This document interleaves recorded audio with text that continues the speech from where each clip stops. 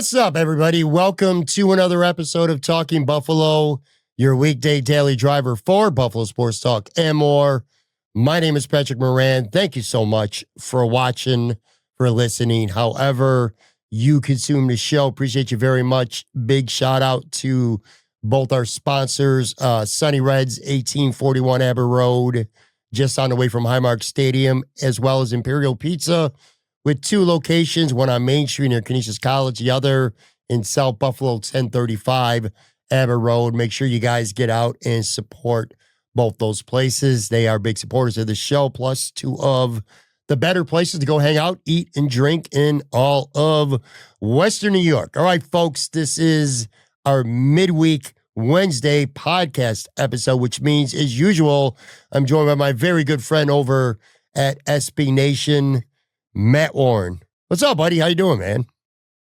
Good. It was 7 hours of red zone football this Sunday. It was really nice. And then I ended up at the Adam Sandler concert on Sunday night too. So it was nice. How was that? I haven't talked to anybody I've seen some photos, but I haven't bothered to reach out. How was the show? I thought it was good. It was not quite what I was expecting.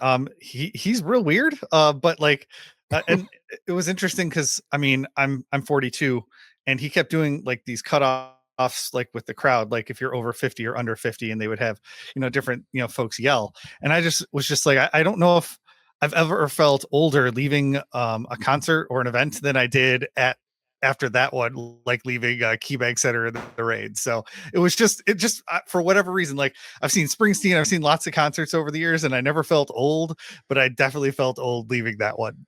Welcome to my life, buddy, man. Wait till you get another like 12 years in you, and then you really are going to feel it.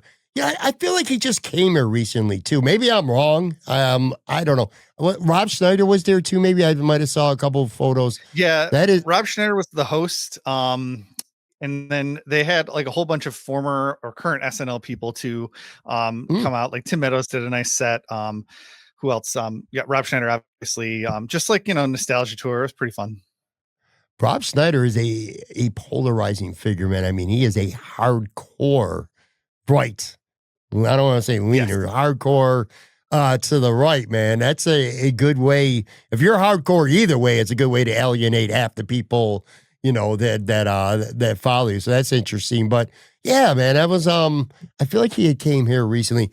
Let me set this table too. Well, let me set the table for today. As usual, Matt and I have been doing this. We're going to continue to do this all season long. We're going to go back to the last game. Now, in this case, a little bit different because this game is kind of old. It's not kind of, it was because it was played last Thursday.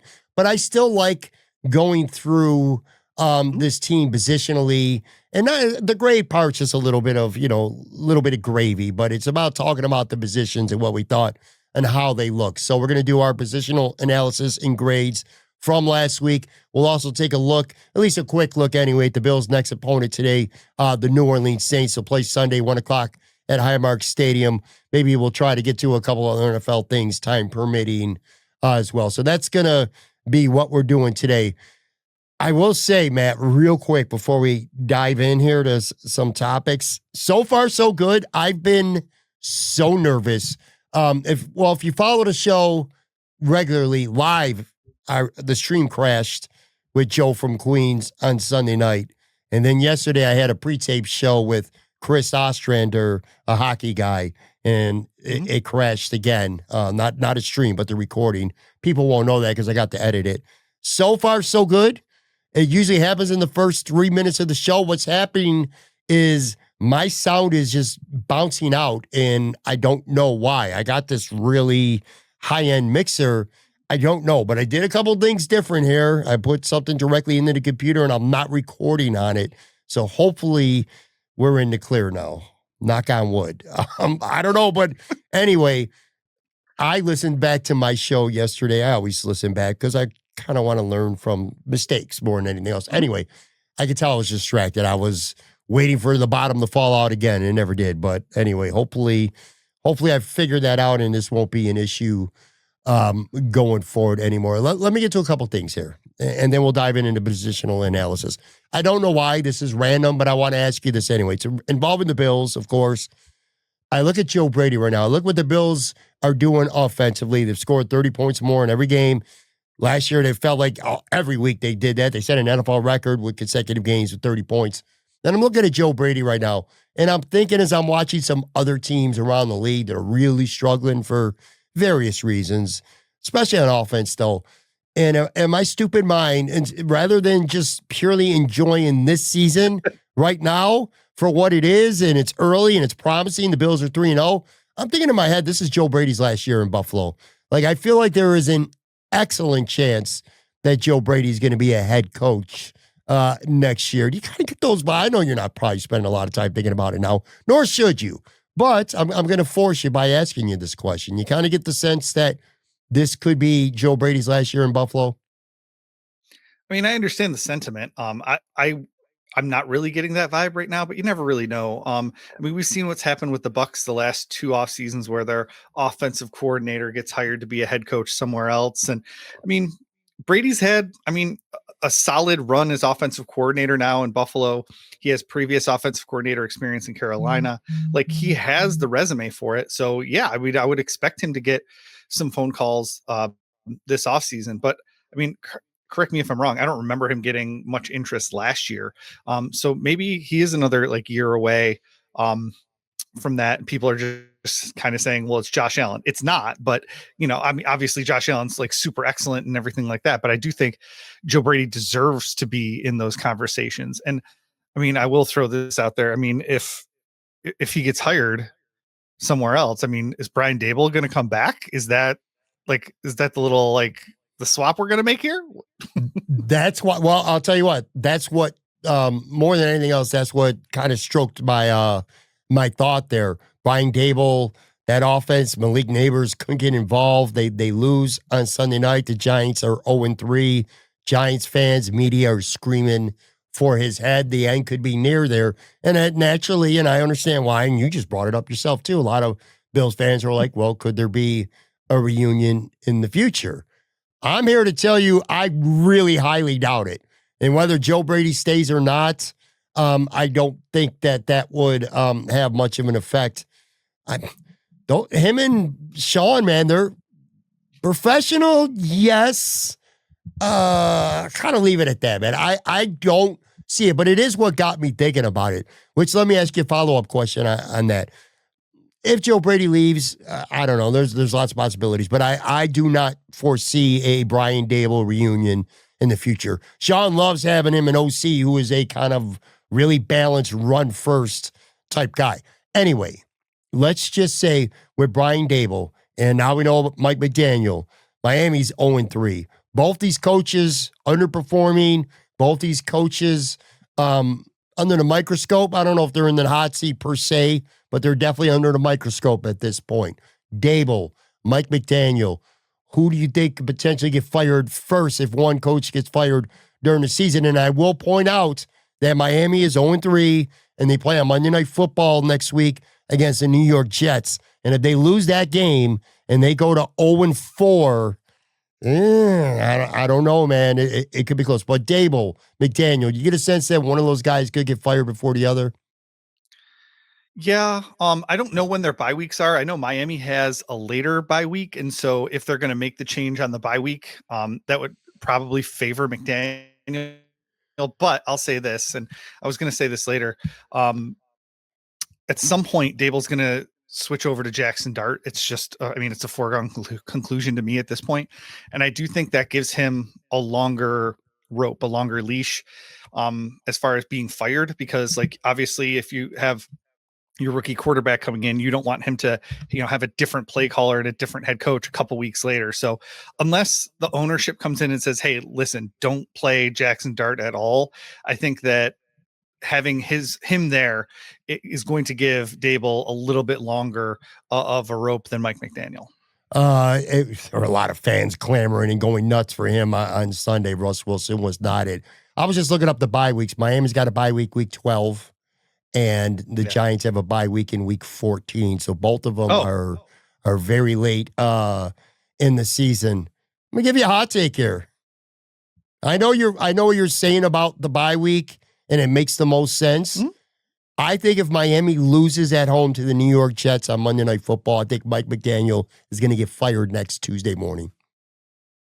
I think it's going to happen. I mean, I know a lot of people were thinking he was going to get fired after that Bills game, but like, it doesn't look like a team that's given up. It doesn't look like a team that's mailing it in. Like, they're still playing. They're just not doing it really well. And so, like, I don't, obviously, I don't think he's a great head coach. I don't think I've ever thought he was a great head coach, and I wouldn't have hired him probably to be my head coach. But like, it doesn't feel like the wheels are falling off in Miami. It just feels like they're, I don't know, slowly grinding to a halt. I don't know. It's trying to extend the metaphor artificially. They're going to fall off if they lose at home to the New York Jets. They'll be 0-4. They'll be 0-3 in the AFC East already. I think if they lose that game, I think Mike McDaniel gets canned.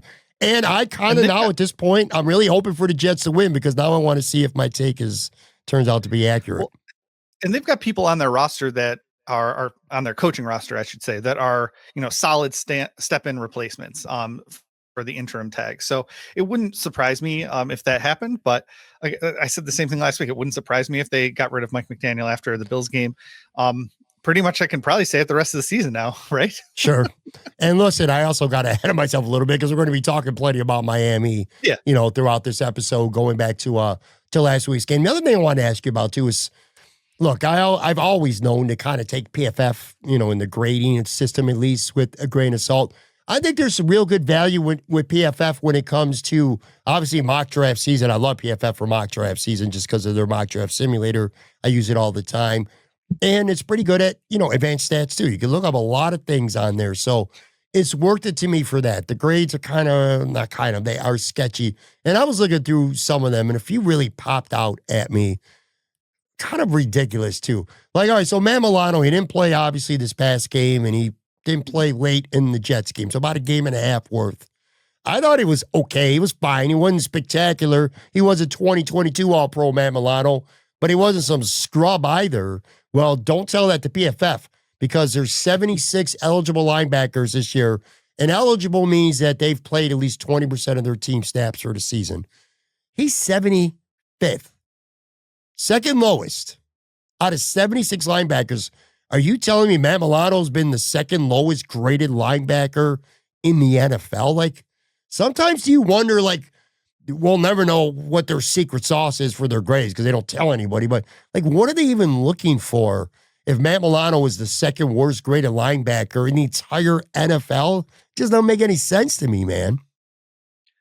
Well, remember, a large chunk of that is the Bills getting absolutely roasted by the Baltimore Ravens offense. And so, like, yeah, I would probably put a good chunk of that game one, on the linebackers. I mean, the whole defense really didn't play well outside of Ed Oliver in that week one game. But like, so if you like look at it through that context, I think it makes a little bit more sense. But he had a strong training camp. I thought he was good in the summer. So I'm not necessarily worried outside of the injury. Obviously, I'm not really worried about him not playing well the rest of the season. So, but I can at least see it like from like, yeah, the Bills got rocked by the Ravens. Matt Milano must not have played well. Yeah, I don't know, man. It's a little bit nutty. Now, if you want to put on the Homer hat here and be like, well, these grades are stupid and they suck and they don't know what they're doing because, your guy gets graded bad, let's flip it to the other side. Now, he's only played one game, but he still played 20% of the team snaps because he played so much in that one game. But guess who's the number one defensive tackle graded overall in the NFL right now? It's Ed Oliver. He's number one out of like 138 eligible defensive tackles. He's number one. He's only played one game. But listen, that was a hell of a football game. So we really don't have much to add to that. But what I will point out is one of these, when it comes to this position, feels right and the other one doesn't. What feels right is there's 138 eligible defensive tackles. TJ Sanders is 136. He's third from the bottom. That feels right. And we'll talk about him maybe a little more specifically in our positional review here.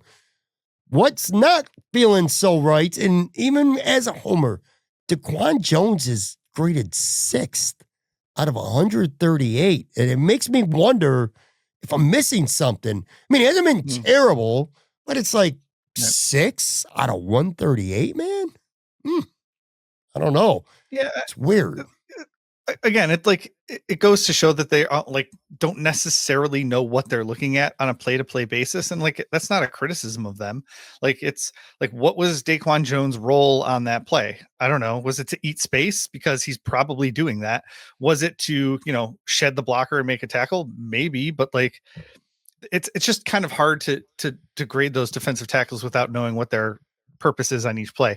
And I asked you before the show if you could like look up Deion Walker. I really Yeah, like that he's 60th out of the 139 139. eligible or the 138 eligible. That's nice. And I think again that reflects accurately on how he's playing. I mean, he's obviously making mistakes, but he's also making some really big plays in the run game and in the pass game. So like it's nice to see Deion Walker kind of up there.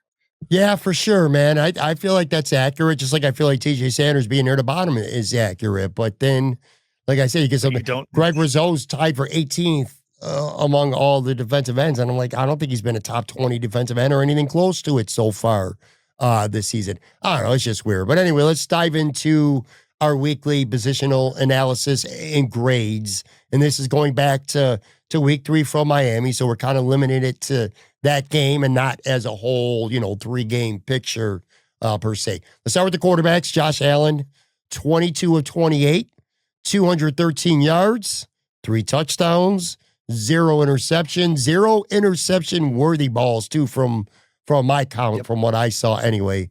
He had a 19-yard run, 4 carries for 25 yards. Going back and evaluating Josh, what are your thoughts?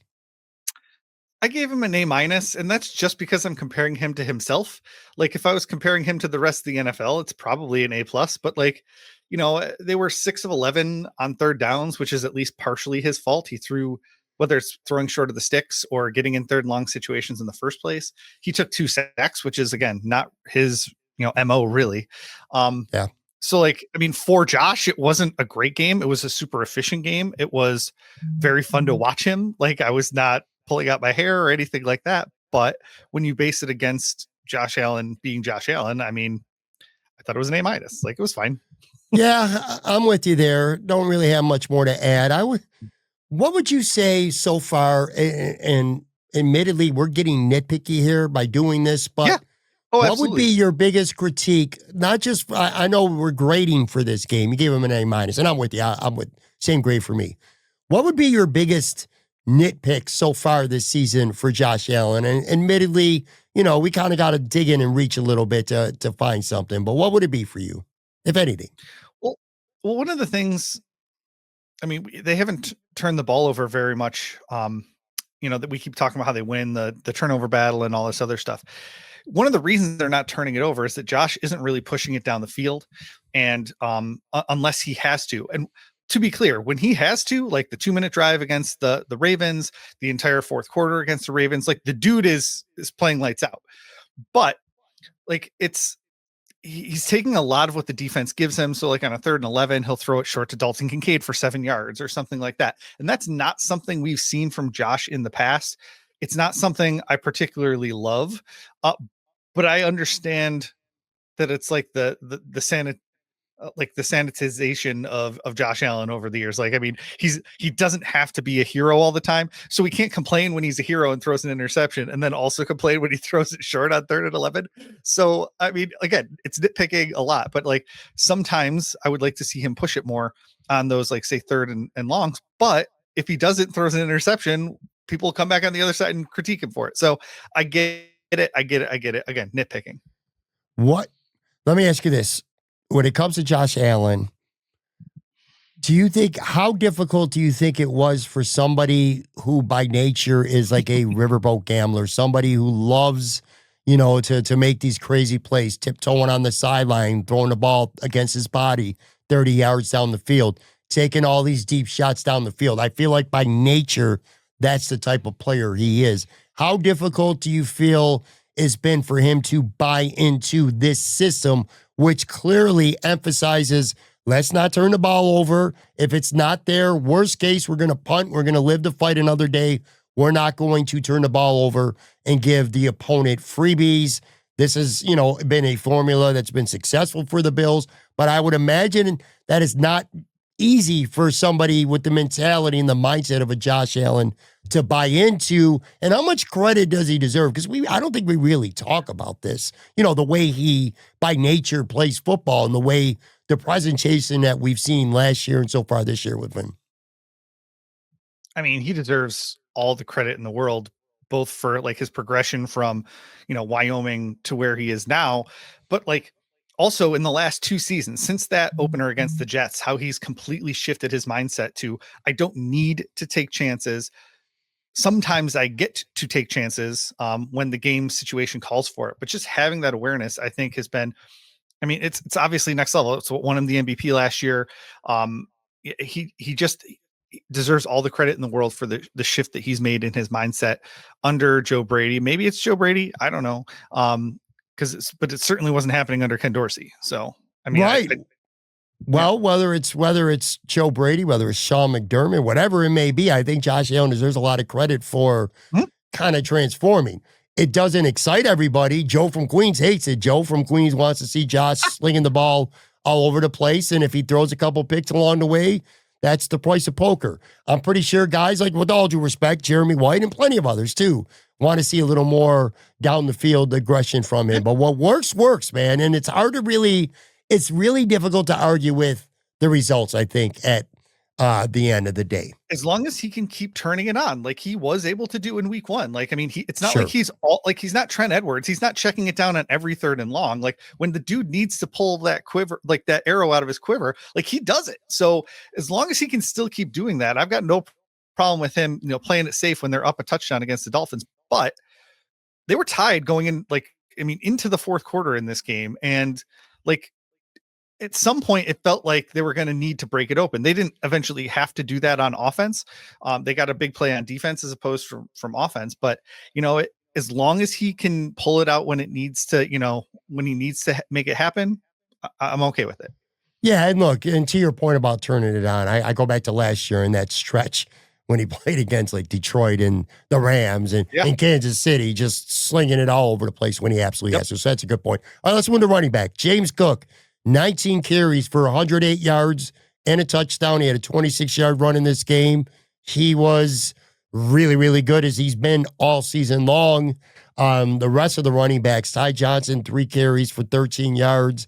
Ray Davis, no touches, by the way. So James Cook was awesome. The other running backs. Did he have a target in the passing game? I think, right? I don't think so. So. Yeah, so he was a literal non-factor. Ty Johnson's been a pretty quiet start to the season. I haven't needed him much. But yeah, I mean, this is all James Cook here. So what do you got? Yeah, I mean, James Cook gets an A, and as a group, I think they get a B just because they've been not playing well. They haven't. I mean, Ty Johnson, the only time he's made the highlight reels is when he's making a mistake so far this season. Obviously, in this game, it was just kind of a nothing burger.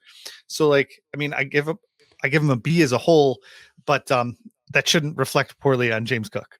No, James Cook's been awesome. Plus, he's got a new cookie out, man. I definitely got to try that. Have you seen that?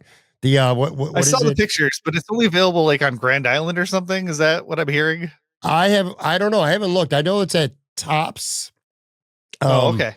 Then I haven't looked. I forgot what it's called. It's got a pretty catchy catchphrase too. I don't remember off the top of my head, but yeah, look, James Cook's already got 284 yards rushing this year, and I'm looking, Ty Johnson just 7 carries for 43 yards, and Ray Davis, man, 10 carries, just 26 yards on the season. So this whole running back by committee, 3-headed monster thing has been pretty much all James Cook, which, look, I'm okay with that. If James Cook's going to keep performing the way he is, let those backups, just play sparingly, and Ty Johnson's going to have a role on this team. All right. There's going to be moments where Ty Johnson has some big moments. I'll tell you, with Ray Davis, man, I don't know what it is. I think he's a rosterable NFL player. I mean, he deserves to be in the league. He deserves to be on this team. But I really wasn't, even this summer, I wasn't really blown away by anything I saw with him at camp. And I said it a couple times. I actually thought Frank Gore Jr. looked better than him through a lot of camp. But, I'm not going to get too bent out of shape one way or the other over the third running back on this team. But it has not been a step forward for him so far this year. Maybe that changes. All right, but all right, so you got a B as a group for this game. Let's move on to, before we take a break, wide receivers. Khalil Shakir, 4 catches, 45 yards. He did have what proved to be the game-winning touchdown.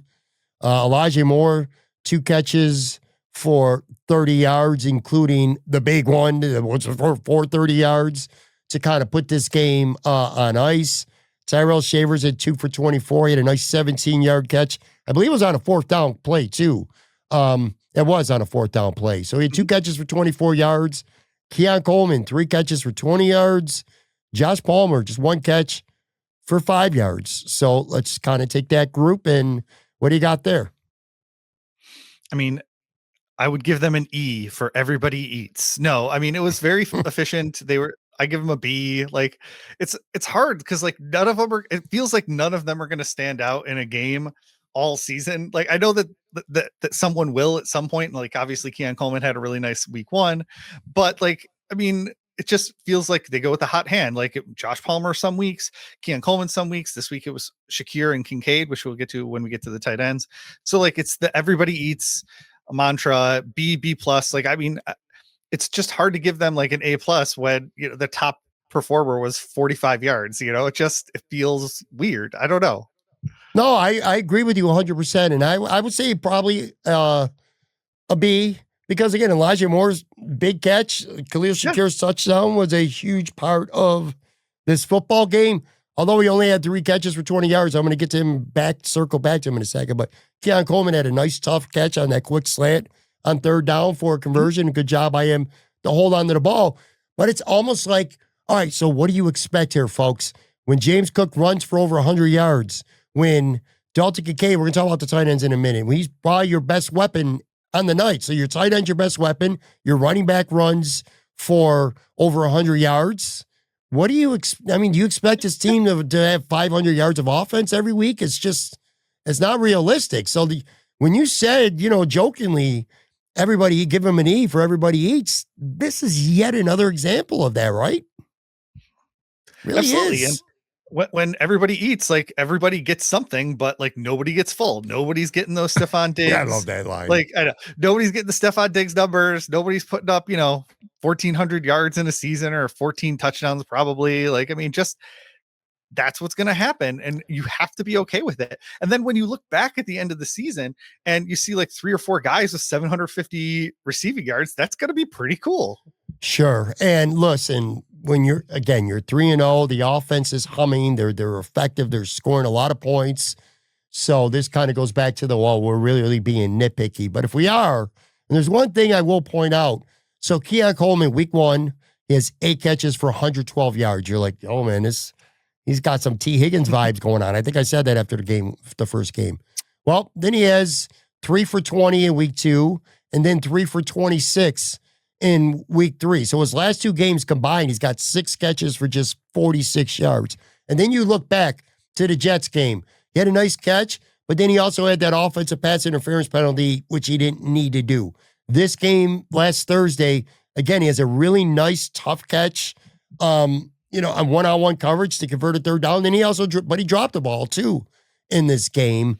I kind of feel like this is just who Keon Coleman is at this point. I really do. Moments of greatness, plagued by inconsistency. And again, he's off. He'll have his games. He'll have his moments. I'm not trying to be overly critical here, but it's kind of how I feel right now. Like I said, moments of greatness, but too many moments of inconsistency. And this is what's going to keep him, I think, as a good, but never a true great player. But we had this conversation before the season. He's on pace for like almost 900 yards receiving this season. This is what we said. We said he wasn't probably going to be 1,000-yard receiver, but he was going to be somewhere in that 800 to 1,000-yard range. If you have the right expectations, which I think you do, if you have the right expectations of Keon Coleman, I think he's like right on track with those, if not slightly overperforming based on that week 1 game. If you wanted him to be like a number 1 receiver, quote unquote, then you're probably going to be disappointed with him. And so again, it comes back to expectations more than how he's performed. Agreed. Last point with Keon is if we throw the numbers in the garbage, and I don't care about them because most weeks you don't need the numbers with this team. It's make a play when you're called on to make a play. That's the real mantra of the Bills offense. I would say this. I have a hard time trusting him still to make that catch. Kind of like Dawson Knox. He can make the play. He makes a lot of plays, but is he going to make that play or is he going to have a big critical drop? And that's what In week concerns one, me he about caught the deflected pass in the end zone. I mean, Yeah, he's made I know. big plays. But Sure. I understand what you're saying. Like you think that sometimes like you might have that like mental error or whatever it is, like a Dawson Knox drop or a Dalton Kincaid drop. But like, I mean, he's also proven that he can make big plays when you need a big play. Sure, absolutely. And you're right. It's the easy ones. It seems like he has the bigger struggle with. Anyway, let's take a real quick break, come back on the other side, fly through plenty more of these.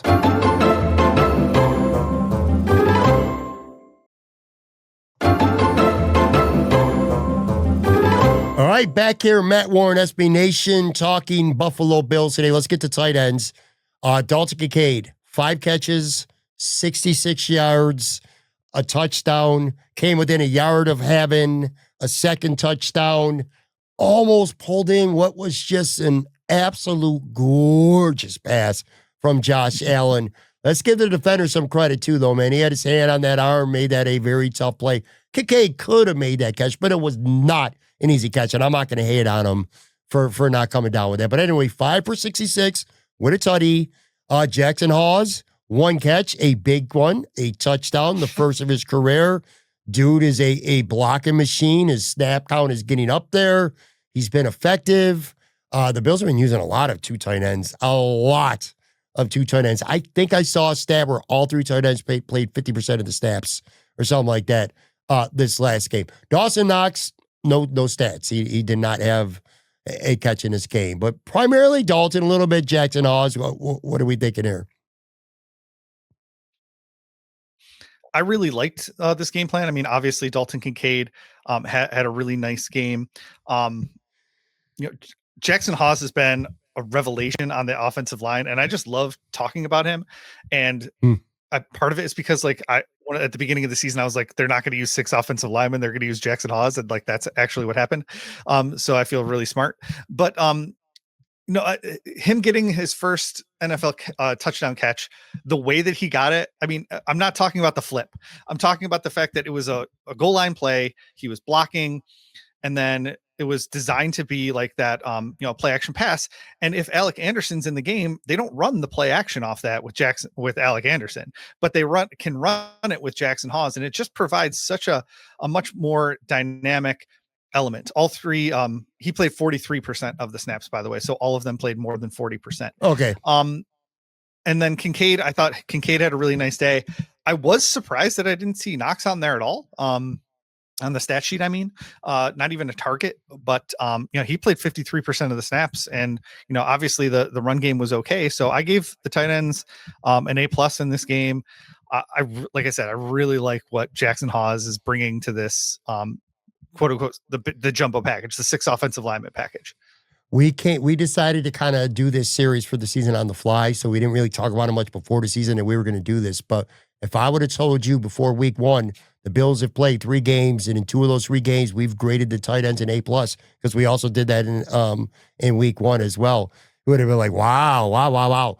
Yeah, Dalton Kincaid's been good, man. This is kind of, again, let's keep it realistic. The everybody eats mantra. Nobody's going to get too nutty, but 13 catches for 151 yards and 2 touchdowns in 3 games. If that doesn't make you happy as a Bills fan, I really don't know realistically what you're expecting at this point. He's been really good. Exact same conversation as Keon Coleman. Like, he's on pace for 900 receiving yards. Like, he's right in the wheelhouse of what a normal expectation would get. As long as he's playing 53% of the snaps, which is about what he's averaging every game, I think. He's not going to be 1,000-yard tight end, probably, unless he starts stealing snaps from Dawson Knox and he's playing like 70-80% of the offensive snaps. He's just not going to get above 1,000 yards. And like, Bills fans just have to put that into perspective a little bit. So if he ends the year with, again, 800 receiving yards, like 8 touchdowns or 7 touchdowns or whatever it is, like, you should be very happy with Dalton Kincaid, and he is on that pace. Yeah, and I'm looking at the targets right now through 3 weeks, and I feel like it's kind of going as expected. Keon Coleman's leading the team with 18 targets. Second, Dalton Kincaid with 15 or Mhm. with 16. Khalil Shakir only 15. It's a little bit of a surprise, but again, who Yeah. cares at this point? And then Josh Palmer is fourth at 13. All right, let's go to the offensive line here. All right, so the Bills ran for 157 yards, 5.8 yards per carry. Josh Allen sacked twice, kind of under duress, but pretty kind of on pace, standing like nothing alarming is kind of what it's been, most time, the pressure percentage, stuff like that. But yeah, offensive line. I went A minus here. 2 sacks allowed is not normal. Obviously, I dinged Josh for that a little bit, and I'm going to ding the offensive line for it a little bit too. At least part of the 6 of 11 on third downs is because of pressure forcing some shorter throws on those Hmm. third and longs. So again, A minus isn't a bad grade. It's just like I expect them to play really, really well, and when they don't, and they just play kind of well, like it needs to at least be like mentioned. Yeah, I'm with you. A minus. I might have even said a B plus. But we're pretty close there. It's funny. We just wrapped up the offense here, and it's just been consistently A's and B's all Mhm. season long, and it's fun. You love to see it. All right, let's move to the other side of the football. Let's start with defensive tackle. And again, we're grading these as a group, so it's not one player then three other guys. It's a group. Um, Deion Walker, we talked about him a little bit earlier. He had two or three like run stops, and then he had a quarterback pressure, which for some reason PFF, or actually it was ESPN Next Gen Stats, did not give him credit for that Hmm. pressure on that interception by Bernard. I'm like, that's crazy. He literally forced that pass. So Yeah. I'm giving him credit for that pressure. I don't give a shit what ESPN says. It was one of the biggest, it was not one of, it was the biggest play, I think, of the game. And he had his hand, literally his hand in the middle of that. So Dan Walker, I thought, had an excellent game. DaQuan Jones, who PFF loves, apparently he's pretty good. I'm just seeing another guy out there. That's not to say I think he's playing like a scrub. I don't think he's been, dominant or even really good, but whatever. He's out there. He had two pressures. Zion Logue, nothing. TJ Sanders, 34 snaps, nothing in this game. He had a very bad game. And before I turn it over to you, I will actually, I'll let you talk first. So let's go. Defensive tackle, like I said, a great game from Walker, okay from Jones, zero from Logan, especially Sanders. Yeah, I gave the defensive tackles and the defensive ends collectively a C plus. Okay. There was that Walker pressure. There was the aborted snap in the first quarter, where Tua dropped the snap and like had to like fall on it on third down. But like it didn't feel like Tua was under much duress most of the night. Several third and long conversions. Achan averaged more than 5 yards per carry. In fact, the team total was 5.2 yards per carry. The defense had a real chance to make this a one-dimensional game plan for the Dolphins, and they were not able to do that. And so I put a lot of that on the defensive tackles and the defensive ends, not being able to push the pocket and create that pressure on Tua, and not being able to shed blocks and get to Achan, whether it was off a handoff or in the passing game to the flats and stuff like that. I want to add one thing about TJ Sanders. I said this on the show 2 days ago. Okay. I think, first of all, Dwayne Carter being hurt, I'm not going to say I didn't care. It sucked that he got hurt, man. And I don't know what his role would have been. I think we would have been finding out, though, because I think if there was any other alternative right now, TJ Sanders would be joining Landon Jackson on the sidelines as a healthy and active. That's not to say I don't think he's going to become a good to very good pass rusher in this league, interior pass rusher. Not by any means. He's 3 games into his NFL career. Sometimes it takes guys longer to really pick it up and to really, dig in and become a good player. There's lots of scenarios, and no two situations are, or at least they're not often alike. But here's what I will say.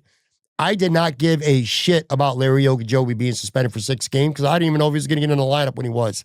Right now, I can tell you Larry Ogunjobi is going to get into the lineup when he's eligible to return. And if everyone stays healthy as things stand, I think TJ Sanders could be the guy out. I would expect Jordan Phillips to get an elevation or two over these next couple weeks. The problem is Zion Logue's already been elevated twice, so we only got one more with him before you have to make a decision on to keep him on the roster or cut him and waive him.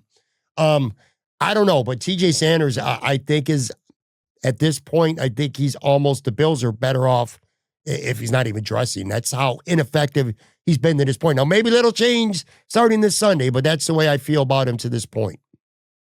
Anthony Marino over at Buffalo Rumblings wrote, this might be the first time Landon Jackson gets activated. And part of it was at least because of TJ Sanders. And so like, if you sit down TJ Sanders, elevate Landon Jackson, I think it all depends on Ed Oliver being ready to go for this game, which, you know, is obviously a really big if right now, as we record on Tuesday morning before the Bills even practice this week. We don't know if Ed Oliver's practicing yet, but like if Oliver's back and you have, you know, Deion Walker, you have Daquan Jones, then you have like, you know, a Landon Jackson, plus even, I mean, you could even do theoretically Zion Logue if you really want to. Like you can take Sanders out of the lineup if you wanted to and give, why can't I just think of his name? I just said it. Landon Jackson some run. Oof. Sorry. I have zero expectation that Oliver plays this game. I have zero expectation. I have 5% expectation that Matt Milano plays this game, nor should they. We'll talk about the Saints in a few. All right, so Edge, you said collectively, but I will say with Edge, Greg Brazil was credited with 4 pressures. I didn't see it. I just did it. Now, I will say he did look better on film than he did in real time. I will say that much. He had one really good play where he forced Tua out, but by and large, Joey Bosa was okay. Javon Sullivan, 0, bro. 0, man.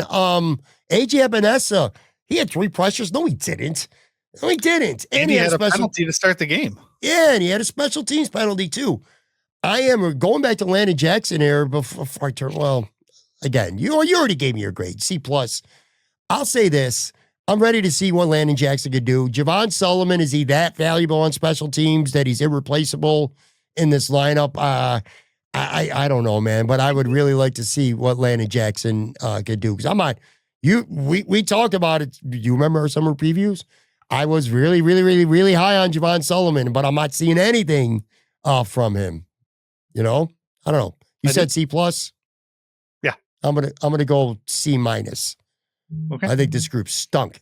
Which, and by the way, I'll also say this: my biggest takeaway from watching the All-22 is I think the Bills got pretty lucky. Tua played like shit. I don't care what his stats say. There are lots of open receivers he missed. There were times where he got out of that pocket where he did not need to. One time he ran backwards and there wasn't even any pressure. Yeah. So he was bad, man. Tua was bad, and there were a lot of opportunities out there, and the Bills' pass rush just was not good enough in this football game. And at one point, his yards per attempt was like, what, 4 or something like that? Like, I mean, yeah, shit. Into the third quarter, he was just throwing like dinks and dunks the whole game, and eventually he opened it up a little bit to throw like some 12-yard passes to Tyreek Hill. And we're going to get to this when we get to the safeties. The Dolphins did not push the ball down the field at all, and I think that's part of why the defensive line didn't get a whole lot of pressure on Tua. But like, yeah, Tua played like crap. I'm so glad that Miami's paying him $55 million next year. It makes me very happy. And you know what? I'm getting mad in real time thinking about it. I changed my mind. The Bills' defensive edge grade is a D. It's a D. Okay. Well, just listen, you know what I didn't take into account for that I forgot about? Miami had a makeshift mash unit offensive line out there. How do you not take advantage of that? And Tua, you take away his first read, he shouldn't be scrambling around. He did against the Bills somehow, some way. I just thought this pass rush was garbage in this football game, and Miami kind of let them off the hook a little bit with some of the mistakes that Tua made. Anyway, all right, let's continue on here. Linebacker. Shaq Lawson played. Shaq Lawson. I keep saying Shaq Lawson. Shaq Thompson played. I said it on Twitter like 4 times during that game. Shaq Thompson played, and I thought he played well. He had 5 run stops in this game, and he had that one beauty of a play where it was swung out to Achane, and you could just tell Thompson wanted it more than the next guy because he ran right through Ingold and then laid a lick on Achane. That was one of my favorite plays of this game. I thought he played well. I thought Dorian Williams played pretty damn well. 4 stops. Wasn't an eyesore in the passing game, which could be the problem with him. He's an aggressive downhill player. He'll make some nice physical plays, but he could be a liability in coverage. Really wasn't in this football game. And then, of course, Terrell Bernard, I thought this was his best game of the season. Obviously, the big play, but he was shooting gaps. He was finding spots. He was finding holes and attacking the football. And then, of course, the big interception, which he read, steps in front, and that probably, well, not probably, it did for more or less seal the game for the Bills. So I was impressed with the linebackers. What do you think? I ended up giving them a B because like they're not completely absolved of those HN numbers, 5.2 yards per carry for the Dolphins as a whole. Obviously Bernard had that really big interception that Shaq Thompson hit was hilarious. I mean, it's hilarious because I wasn't the one getting hit. And they did run some 3 linebacker sets. Williams played 46 snaps and Thompson played 21. It wasn't just a 1-for-1 switch with them. So maybe they were protecting Karen Johnson a little bit coming back from injury. But they did run some 3 linebacker sets. But I gave them a B just because I thought the Dolphins were able to move the ball pretty well, in the run game, in that short intermediate passing game. And like some of that has to be on them, I think. Yeah, I agree with you. Let's move on. Christian Benford, corner. Benford, Trey White gave up short touchdowns. Each gave up 4 catches, not a lot of yards because, again, Miami really was nickel and diamond. Teron Johnson, kind of the same deal. Pretty good in run support again. Trey White did piss me off. I thought he had the worst play the first half. Bobby Babbage styles up a beautiful blitz. It's 3rd down. He's got a free run at Tua. Again, this ain't Lamar, bro. This is Tua. And Trey White whiffs on him. Tua gets outside, makes the play. It was a 3rd down. They convert. They go on to score a touchdown, and it's 14-14 at the half. The Bills missed a field goal, and that sucked. They had a chance to go up. But I'll tell you, if Trey White makes that play, they punt. The Bills still got like about 2.5 to 3 minutes left. A good double dip opportunity. So I put that entire drive on Trey White because that drive was over the second he went in unblocked on that blitz and he blew it. But anyway, I'm not, he had good moments too in his football game, I suppose, as well. Kind of a mixed bag for me. What do you think? Yeah, I think they picked on Trey in the passing game too. I mean, it's Tyreek Hill and it's Jalen Waddle. Like these are really good wide receivers, but them converting on so many 3rd downs, especially the 3rd and longs, like has to be at least partly on the cornerbacks here. Taron Johnson, like I said, only played 66% of the snaps coming back from injury. So that was interesting to me. If you want to put Cam Lewis here, he played 24% of the snaps. I'm not really sure if he played it, up like at a quote unquote cornerback position, or if he played it, deeper as a safety. I did not go back and watch the tape after. So I gave them a C. I thought that the Dolphins, while the Dolphins didn't take the deep shots, I thought a lot of that underneath stuff was available when it didn't necessarily have to be. Agreed. And the only thing I'll add is this. I have no idea if Trey White could hold it down or not. I still don't think they've went after him. Well, he missed 1 game already, but I'm concerned about him, and there's going to come a game where a team is going to say, maybe it's the Saints. And if Chris Olave's matched up on him, we're going to throw to Chris Olave 15 times and let's see what happens with Trey. But I agree with you. That sounds like the right grade. All right, safety, Taylor Rapp, Cole Bishop. Neither of them had any huge standout plays for the good or kind of for the bad, although Taylor Rapp did have one of his typical let's hurt my teammate, friendly fire type things. Fortunately, Benford only got the wind knocked out of him. I'll tell you what pissed me off more besides him running into Benford is he just bad spacing there. Should have been an interception if he played the ball correctly. But again, nothing over the top on them either. So I don't know. What do you think? Yeah, on that injury play, I just didn't see it. Like, I mean, I rewatched it a couple of times and I'm like, where did he even get hurt? Like, it just didn't make any sense to me. So I was glad that it ended up being kind of nothing. Because like nothing like stood out to me. Speaking of nothing standing out to me, that was the safety play in this game. The longest pass of the night was just 19 yards and it wasn't in the air. So like they were clearly trying to keep everything in front of them, which is a smart thing to do when you're playing against Tyreek Hill. If you go back and look at one of the things Sean McDermott has done well his entire career here in Buffalo, at least, is limit Tyreek Hill at least in every game that's not, 13 seconds. So he tends to keep Tyreek Hill short, keep it in front of him, make the tackle.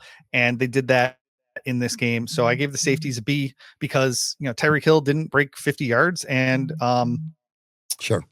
Waddle didn't break 40. So, I mean, that's probably a good day from your safeties.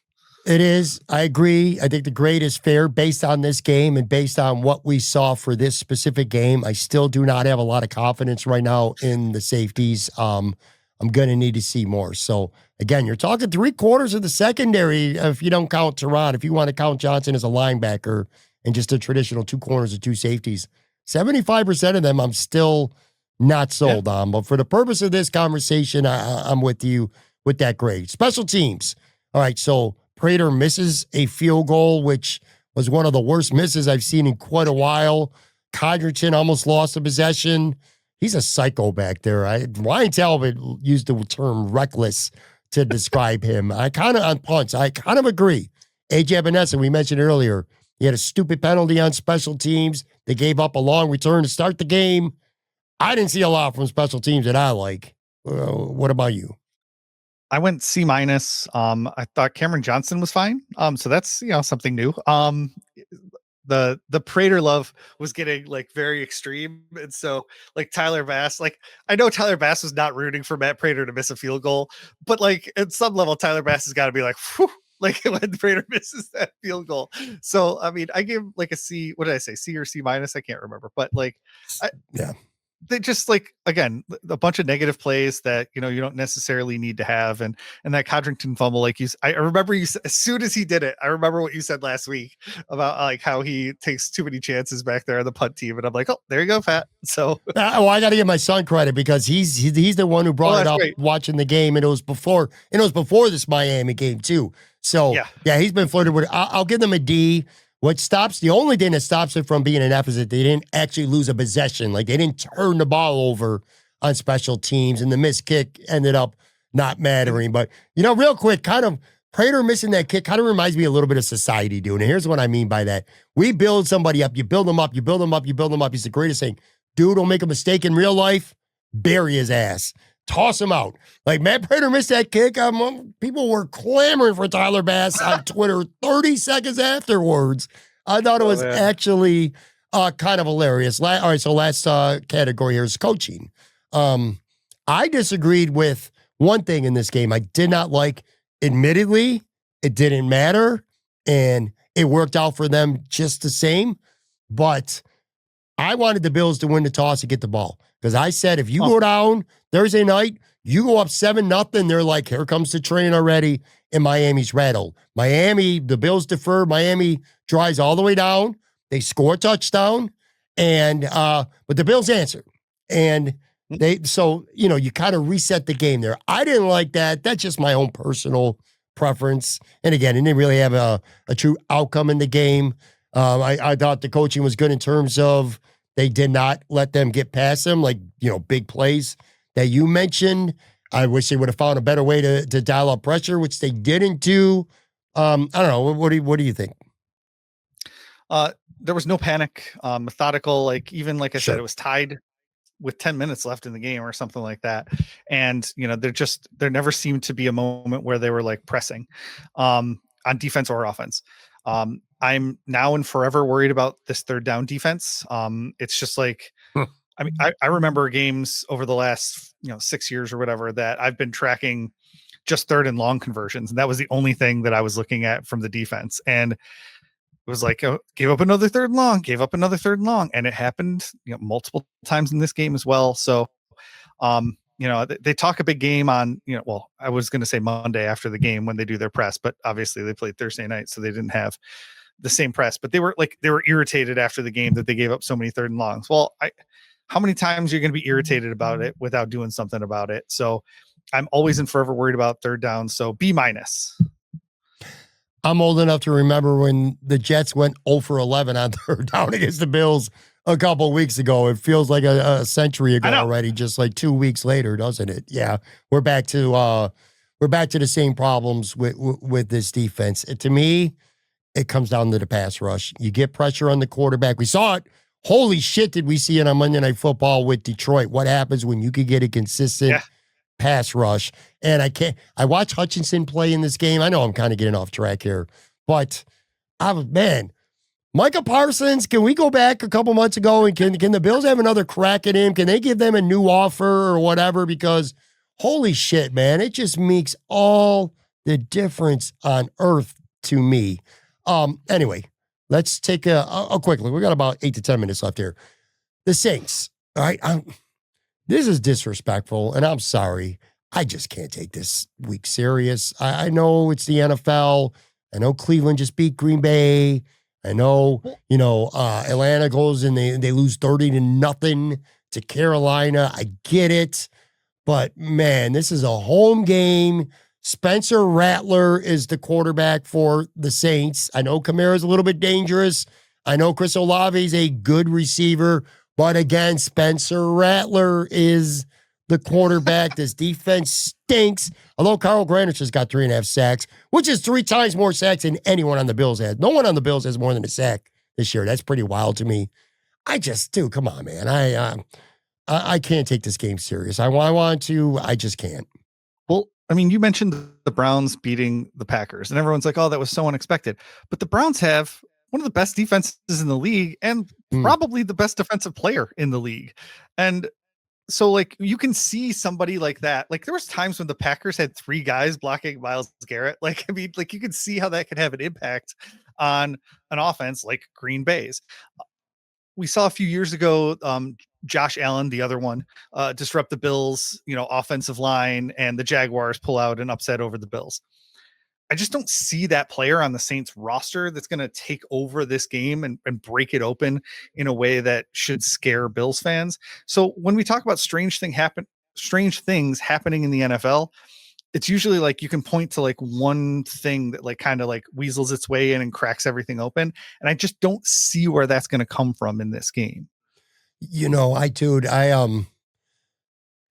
Fortunately, the Bills and Sean McDermott don't think like I do. And this is one of my favorite things about this team. They don't take teams for granted. They're always prepared.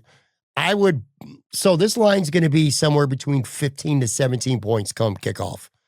I would bet the Bills. I'm telling you now, usually I'd be tempted. That's a lot of points. I'm telling you now, I'm giving you a sneak peek for my Friday episode, folks. I'm taking the Bills to cover the spread. 17 points. Look at you. 17 points, and that's a lot. And it's probably going to, right now I think it's like 15.5, but I feel like it's going to go up to 17. Again, you got a couple players. Chris Olave would look really good in a Bills uniform. Alvin Kamara is not a bum. I get it, but man, their defense ain't stopping the Bills.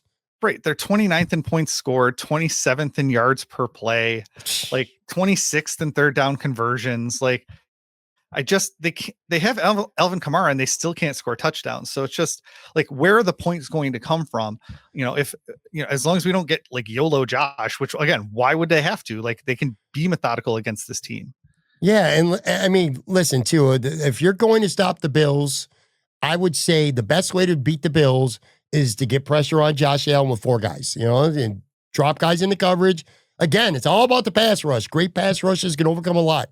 Well, the Saints are dead last in the NFL in pressure rate, just 21.6. So they're literally at the bottom of the league right now. I think the Saints are the worst team in football, talent-wise, roster-wise. We'll see how it happens at the end of the year. But yeah, Spencer Rattler, and then they got that other second round, I forgot, Tyler something, who's probably going to end up playing in this game. Anyway, I can't do it. Let's use our last few minutes here. Want to get a couple thoughts from you. Chargers and the Colts, both 3-0, man. Chargers have beat Denver and Kansas City, by the way. I said that you got to put the Chargers, in the conversation now for the best teams in the AFC. They at least deserve to have a seat at the table. People on Twitter disagree with me. I'm like, why?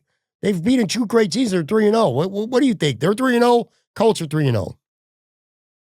Yeah, I mean, they're really solid. They have a very solid defense. Justin Herbert, I think, is like leveling up this season right before our very eyes. Like, I don't know why you wouldn't put them in that conversation right now. I don't think we can say the same thing about the Colts, but we'll get to them in just 1 second. I mean, the Chargers are what? They're up 1 game or 2 games in the AFC West right now. Is that right? Like, I think they're up 2 games. I think Denver and Kansas City are both 1 and 2. Yeah. So the Raiders. So yeah, they're up 2 games in the AFC West. We've seen them choke away games in the past, and they didn't do that in week 1. Like, I mean, just they're checking the boxes. They're taking that next step. They've got a solid NFL head coach. And with Herbert playing the way he's playing, they can like do whatever they want. And so, I mean, I think probably the majority of teams in the NFL would take Justin Herbert over their quarterback right now. And so he's a real reason to look out for the Chargers. Yes. And the biggest criticism about the Chargers is Herbert's played less than stellar in the playoffs. That's fair. He's going to have to do it in the playoffs. The other thing I heard a lot of people saying, well, they're an LA team, West Coast team. They're going to go on the road and win in January. Who says they're going on the road in January at this point? That's my whole point. They're in contention for being the number 1 seed, or even if they're the number 2 seed. All right, so they got to go on the road in the AFC Championship game if they're the number 2 seed and if they get there.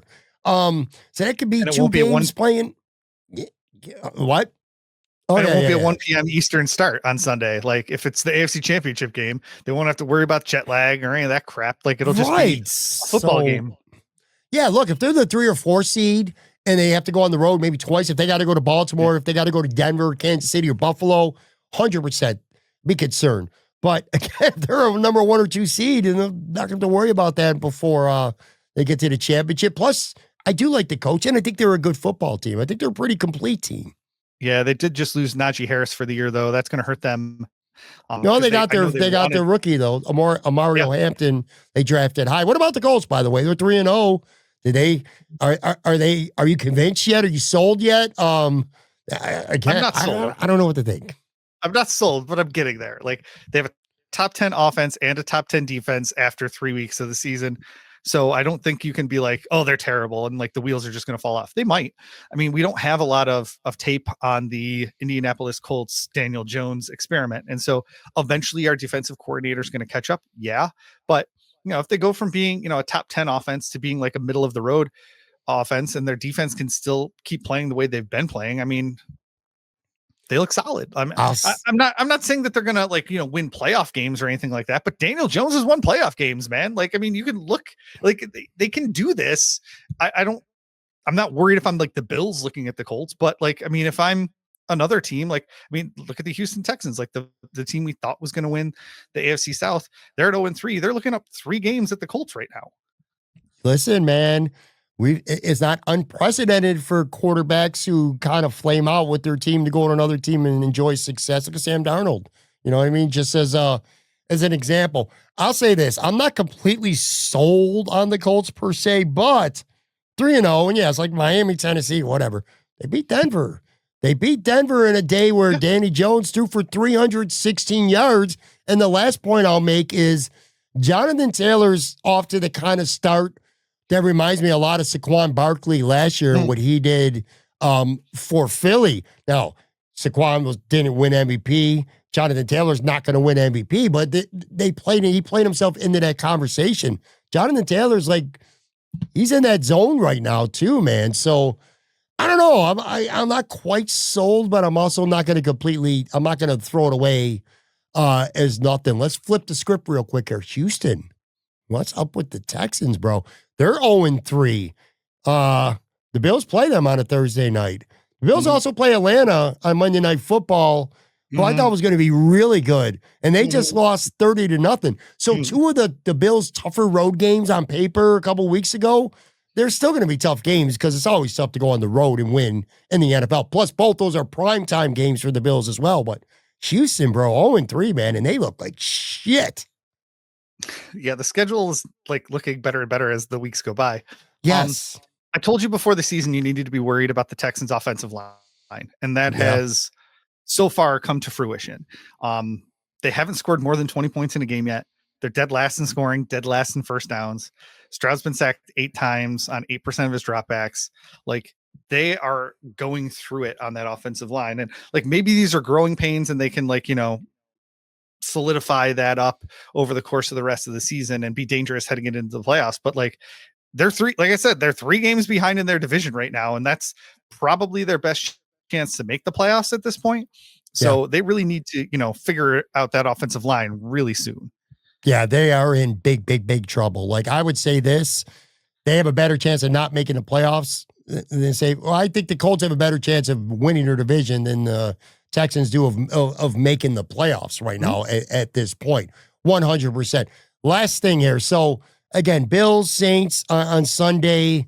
I'll talk a little bit about it more during the week for over these next few days. But the two games that really interest me, maybe one of them because I'm sadistic, the Miami Jets game. Like I said, one of those teams is going to be 0-4, and and we'll find out, Matt. Maybe next week we're on the show talking about it if McDaniel gets fired if Miami loses. But the big game, 4:25 p.m., Kansas City, Baltimore. Both of them are 1-2. Obviously, one of them is going to be 1-3. How do you approach that as a Bills fan? Do you have a rooting interest in that game? I want the I haven't Ravens. made my mind up yet. I want the Ravens to lose as many games as possible. I think that if they end up turning it on, they can be the best team in the league. I think they can. Not only do I think they can, I watched them run all over the Bills in week 1. I don't want to see them again in the playoffs if I can avoid it. If we can bury the Ravens, that's fine. I'm not rooting for the Chiefs. Please don't misunderstand me. I'm rooting for them to tie because both of them being 1, 2, and 1 would be really fun. But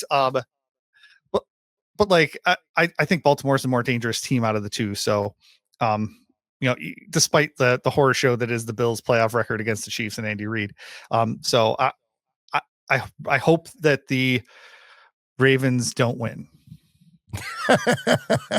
I'm with you, by the way. I'd like to see Baltimore lose.